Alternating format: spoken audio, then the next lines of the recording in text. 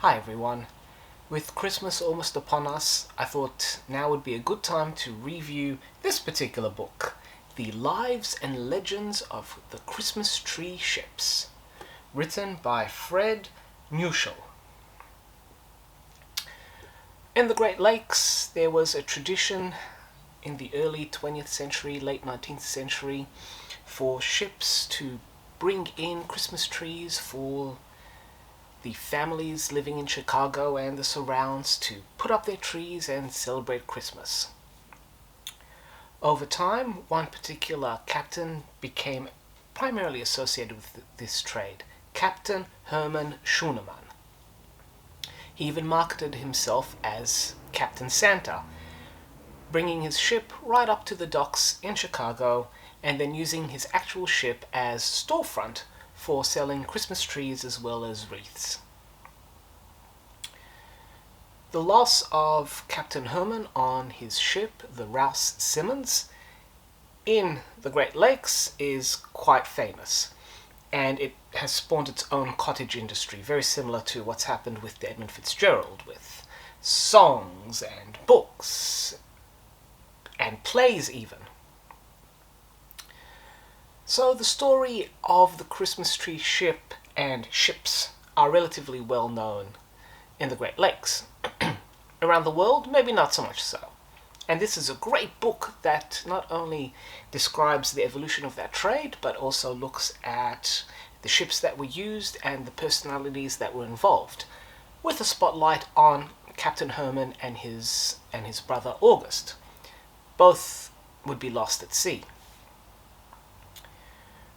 This book treats us to an exciting world, a world where new migrants, primarily from Germany, are coming to the Great Lakes, settling on the Great Lakes, urbanizing, working, and trying to make that move from poverty to middle-class lifestyle. And one way that families could show off their new prosperity was to celebrate Christmas, and to do that was to display a Christmas tree, hang the presents that would be gifted on it, and then once over time those presents became too big or too heavy, then the presents would be set aside away from the tree. But the Christmas tree itself was essential to the celebration of Christmas, or at least the secular celebration that we now think of and celebrate as Christmas. What is more interesting for me is the ships that were used and how they were run. It was a precarious business. Looking at just the work of the Schooneman brothers, they used a variety of schooners that were, to be generous, well beyond their prime. Those ships were about 30 plus years old and were pretty much nearing the end of their useful lives. And unfortunately, with some of them, one storm too many at the end of the year, and as we know, the Great Lakes in November, December is quite a cold, blustery, violent place. And so many of these ships went to the bottom, with Rouse Simmons going down in 1912 with Captain Herman in command, and thus putting an end to that brief period of Captain Santa bringing Christmas trees by ship into Chicago. This book looks at all of that. It looks at their lives, it looks at the ships that were involved, it looks at the whole social quagmire and everything that was going on in that area. And quite critically, which is mentioned in the title, Lives and Legends, it also tries to break down some of the legends that have grown up or circulated around what people believe to be are the Christmas tree ships.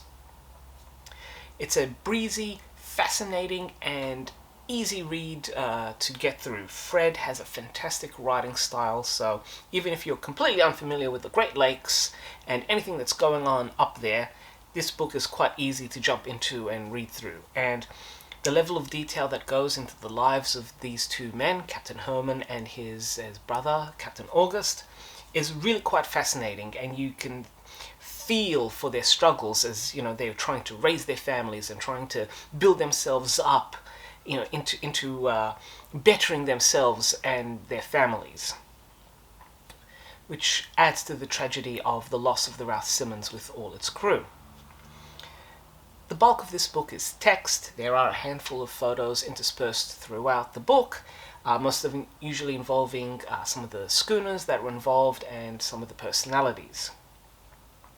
This is a fascinating and deeply researched book, and it is one that is perfect to read during Christmas because it's a level-headed look at a fascinating time, and also incredibly informative about a very rare moment of time where just the fortunes of this one particular person were able to coalesce and create an early personality. So if you are interested in Great Lakes shipping, if you are interested in sailing schooners, if you're interested in the development of the Great Lakes, if you're interested in reading about people trying to better themselves and take advantage of their skills and opportunities, this is a great book to read. It's eye-opening, it's interesting, and it's extremely well written. So do check it out. And if there are any other books about the Great Lakes or any Great Lakes vessels that you want to learn more about, I do have a few up here. Let me know. If I have them in my library, I will absolutely review them for you.